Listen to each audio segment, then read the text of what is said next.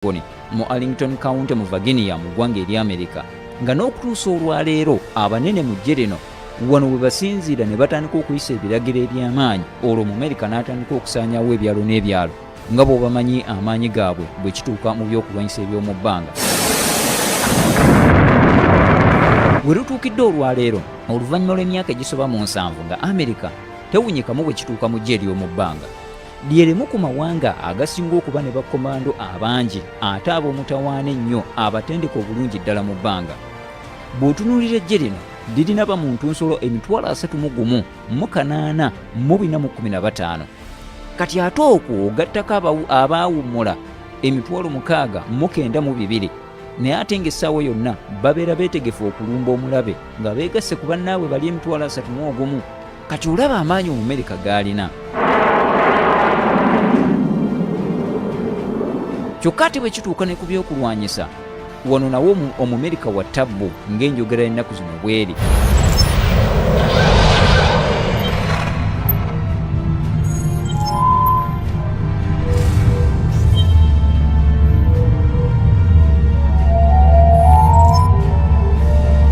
Amerika lye limu ku mawanga agasinga okuba n'ennyonyi ennwanyi ennyingi eziri ku mulembe ate ez'omutawaana ennyo. Okukubira ekifaananyi, Amerika erina ennyonyi ez'omutawaana ennyo 5369, nga zino za bika bya njawulo, omuli ezo ezikozesebwa okulumba omulabe, mu lulimi olulwanyi tuziyita attack aircraft. Wano toyinza kubuusa maaso kali bukambwe ekika ekya A-10C Thunderbolt 2, y'emu ku ezo Amerika zerina ezirina tekinologi ali ku mulembe. Ekika ekyo Amerika erina 287 ezikozesa nnyo mu kulumba omulabe A-10C Thunderbolt 2. Kyokka ate ng'erinayo n'ezo ezikola byonna, zirumba, zikasuka mizayiro, zisobola okukasuka bbomu, zinyangalaza omulabe okuva mu buli kasonda. Mu lulimi lw'abalwanyi tuziyita multi-role fighter aircraft. Bw'oyogera ku multi-role fighter aircraft toyinza kubuusa maaso ekika ekyo F-15 Eagle, eyo ya mutawaana nnyo, Omumerika agyesiganga mundu mmenye, era tuzirabye nga zikola obulumbaganyi mu bifo eby'enjawulo. Mu Afghanistan twaziraba, mu Iraq twaziraba, ze zimu ne kuzasindikibwako mu ggwanga erya Libya wakati mu kulwanyisa omugenzi Gaddafi. Omumerika ekika ekyo F-15 Eagle alina 236 n'endala nnyingi. Tetuyinza kubanga tuzimalayo, wabula kanneeyama okufuna olunaku olwetongodde wano mu munaala tuzikuleetere, tuzitaganjule ebizikwatako byonna, omanye amaanyi Omumerika gaalina bikituuka ku byokulwanyisa ate eby'omu bbanga. Kati ate ng'okyali awo, Amerika lye limu ku mawanga agasinza satellite ennyingi mu bbanga. Erinayo 107. Zino zeekozesa okuketta ensi yonna wamu n'okulwanira mu bbanga. Naye okumanya Omumerika mukambwe nnyo, erina mizayiro ez'omutawaana ennyo ekika ekya Intercontinental Ballistic Missile ICBM. Zino si buli omuntu azirina, eziwerera ddala 406 ezeewanisa eyo mu bbanga mu bwengula. Zino esobola okuzikozesa okulumba eggwanga lyonna lyebeera eyagadde. Ndowooza olabye Omumerika bw'alina amaanyi mu bbanga awo. General David Godfrey yaduumira eggye lino ng'ayambibwako General Stephen W. Wilson.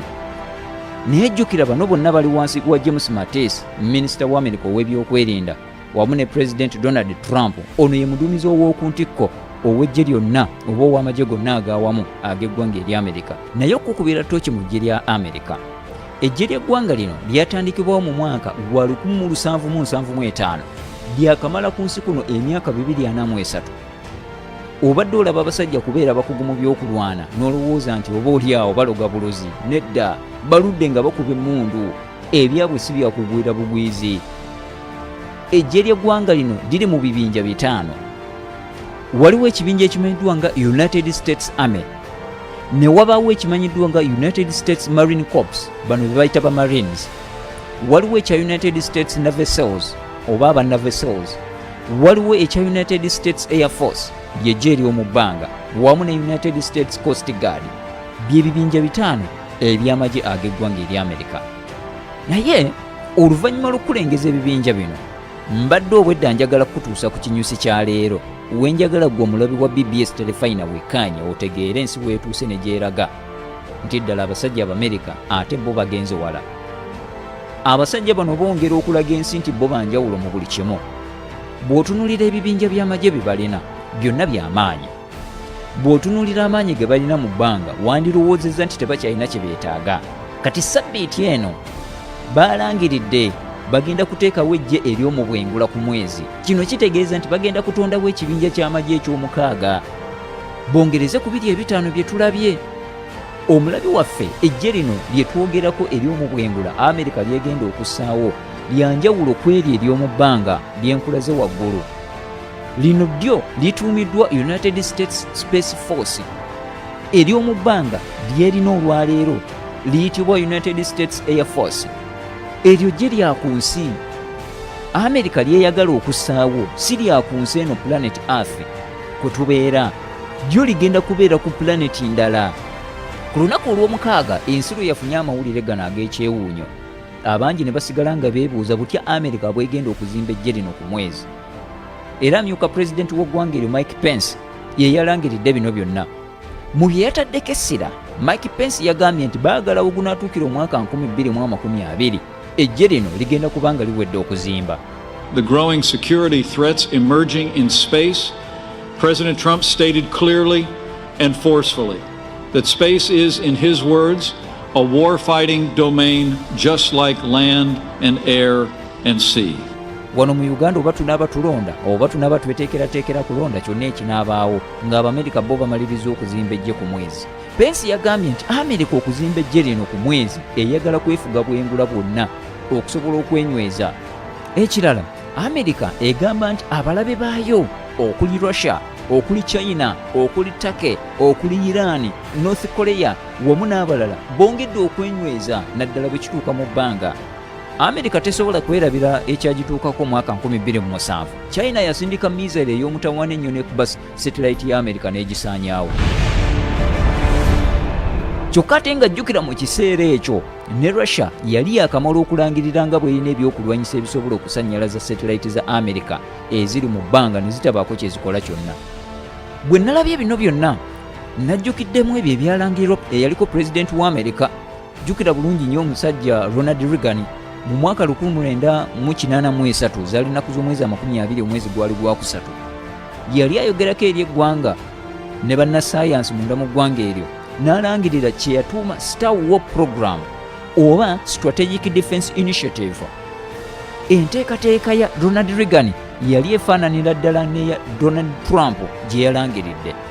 Wabula enteekateeka eno eya Star War Program oba Strategic Defense Initiative n'okutuusa olunaku olwaleero ebadde tennateekebwa mu nkola. Naye okuviira ddala omwaka oguwedde 2017 Pulezidenti Trump abadde yazuukusa ekiteeso kino era kyatwalibwa ne mu kakiiko aka Amerika ak'ebyokwerinda ne kikubaganyizibwako ebirowoozo. Abamu baakiwakanya naye ate abasinga obungi naddala abasalirawo eggwanga eri Amerika baakiwagira. Era mu mwezi ogwokusatu omwaka guno Pulezidenti Trump n'avaayo n'akirangirira.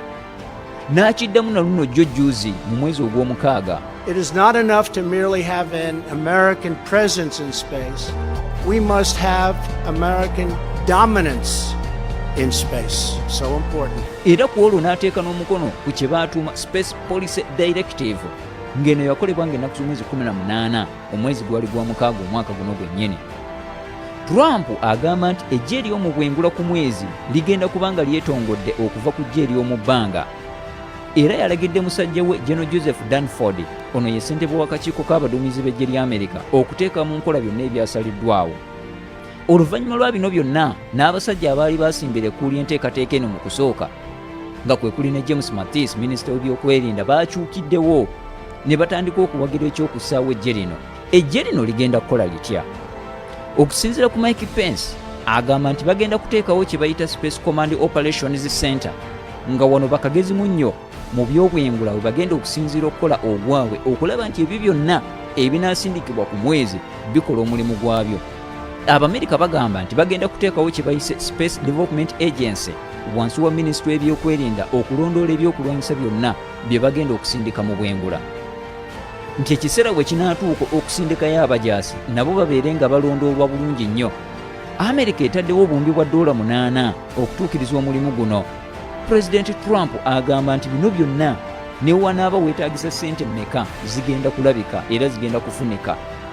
Mu kiseera kino abakulu baatandise dda okwetala okulaba butya eggye ly'oku mwezi lino engeri gye ligenda okuba nga lizimbibwamu.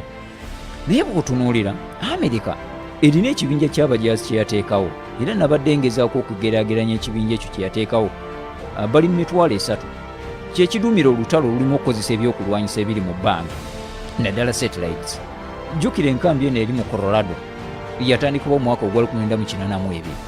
Eno waateekebwawo kye baatuuma Space and Missile Systems Center okulondoola satellite zonna Omumerika z'alina mu bwengula.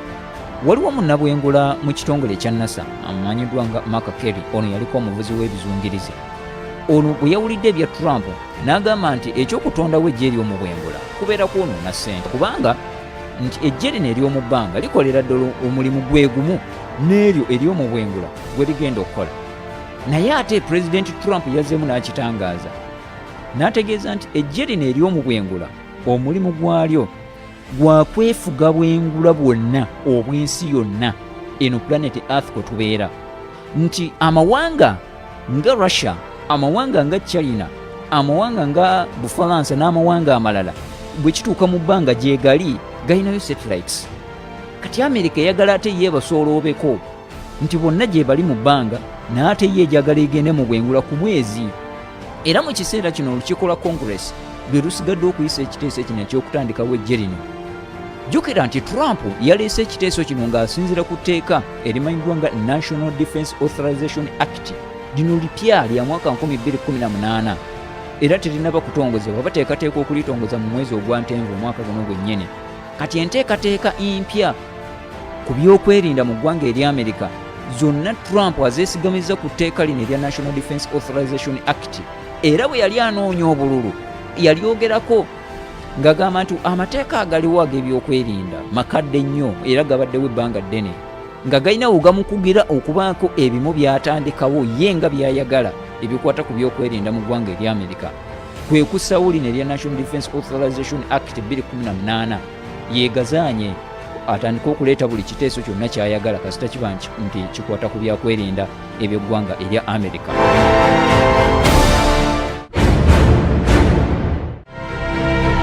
Oyinza okuba ng'oliawo ng'otandise okufuna endowooza nti Abamerika bye baliko byakunyumya kiboozi, kubanga kiwulikika ng'ekizibu ennyo okuzimba eggye mu bwengula ku mwezi. Naye ate bw'ojjukira mu mwaka 1907 nga bwe nakutegeezezza nti abasajja bano lwe baleeta ekiteeso eky'okuteekawo eggye ery'omu bbanga. No matter how long it may take us to overcome this premeditated invasion, the American people in their righteous might will win through to absolute victory. Mu kiseera ekyo okusinziira ku tekinologi eyaliwo buli muntu yakirabanga ekyokunyumyamu ekiboozi. Abamerika ne balangirira tugenda kussa satellites mu bbanga zibeere nga zeewaniseeyo nga ziketta ensi yonna, abantu bonna ne baseka. Ne bagamba nti ekyo kisoboka kitya okusinziira ku tekinologi eyaliwo nga balaba nti kizibu nnyo.